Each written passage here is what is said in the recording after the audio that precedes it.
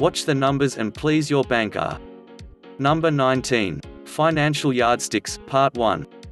You'll want to pore over your income statement and balance sheet every month. Watching the key figures. Number 1. Cash and near cash. Cash is blood.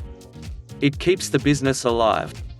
If cash is higher or lower than expected, ask yourself, why, how and who?